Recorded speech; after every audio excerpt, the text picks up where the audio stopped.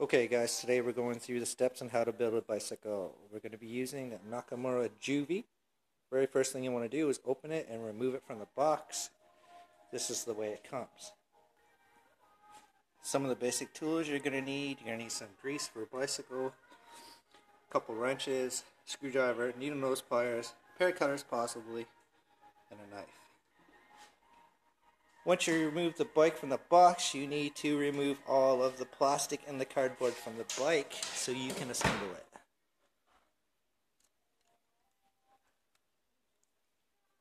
it.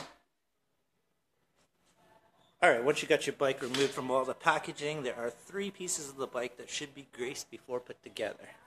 You're just going to use a standard bicycle grease, pedals, a little bit there, and the stem for the handlebar should also be greased. Just put a little grease on there.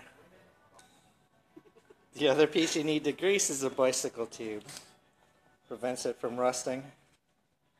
Just like that. So after you've greased the bicycle seat, you insert it and connect your quick release. And if you have a bicycle stand, you'll move the bike to the bicycle stand like so. Place it in the stand. Clamp it in, and you're ready to work on it. If you don't have a bicycle stand, you can easily assemble the bike on the ground. Next step, take the handlebar stem and put it into the fork. It's greased, so it should fit in good.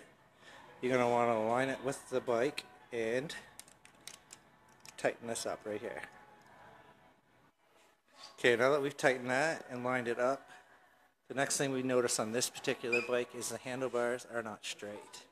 So we are going to loosen that, and we will straighten them. Now we've got the handlebars lined up, we tighten this. Don't over tighten it, but fairly tight. The next step, we're going to move to putting on the front tire. This is just the order I put it on. Next step, put on the quick release mechanism. Make sure that your springs are facing inwards, and your hangers for your wheel are facing inwards as well on both sides. Then we're going to install the wheel. Next step, you're going to thread that through, and you want to make sure that these go into each hole here. Then you're going to tighten the quick release, fairly tight but not crazy tight, making sure your wheel stays straight. And the quick release should be hard to close but not super hard to close. And you always want to make sure it's facing towards the back of the bike in that position.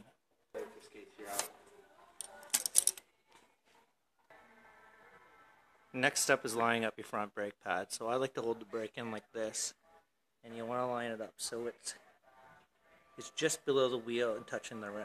And you're going to do that on the other side as well.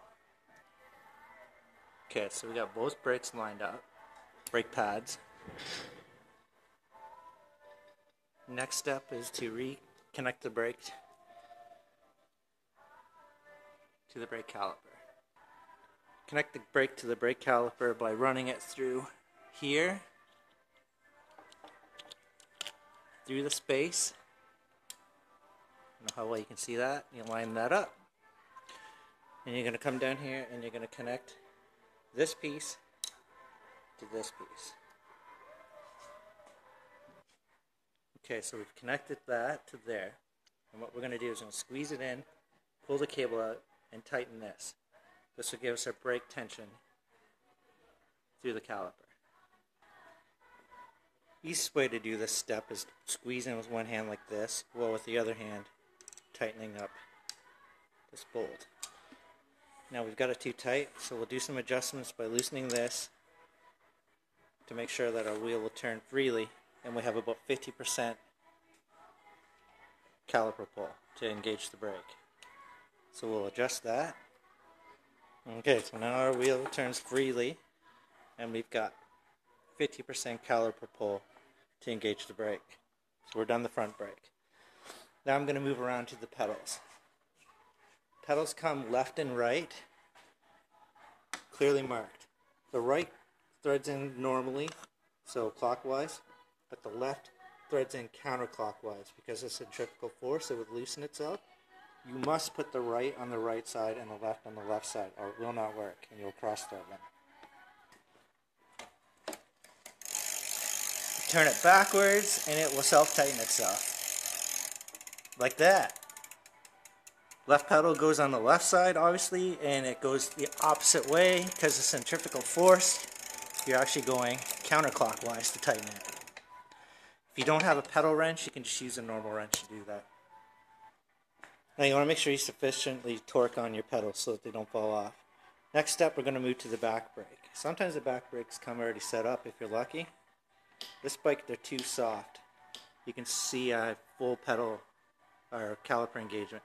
So we are going to loosen this, squeeze in, and then retighten this to make the brakes tighter. A few tricks you can use if you got oily hands or you're not good at pulling things, small things like wires. I'm not too good with cables with my hands, so I'll use a needle nose plier to hold it there, and I'll make my adjustments. So this one I've got pretty close to adjusted. I've got half caliper pull, that's exactly what I want, and the wheel turns freely. So this is set up. So you pretty much got your bike set up now. You've got your back brakes set. I lined up the brake pads off video. And now we're going to give her a pedal and see how it works pretty good. And it's not working too bad. We'll adjust the gears. Gear adjustments, I don't suggest you doing them yourself unless you know what you're doing. Of course, we're going to take our reflectors. Final step. Red reflector on the seat post by law in Nova Scotia. And the white reflector on the handlebar by law. Anyways, guys, that's basically how you build a bicycle. She's done. Took me about 20 minutes, and 10 of it was taking the bike out of the box. Anyways, thanks for watching, guys.